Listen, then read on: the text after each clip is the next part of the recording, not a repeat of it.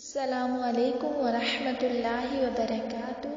نماز کے اگلے لیسن کے سلسلے میں آج ہم سورۃ الکافرون پڑھیں گے۔ پہلے اس کا ترجمہ دیکھ لیتے ہیں، پھر اس کے بعد اس کو پڑھیں گے۔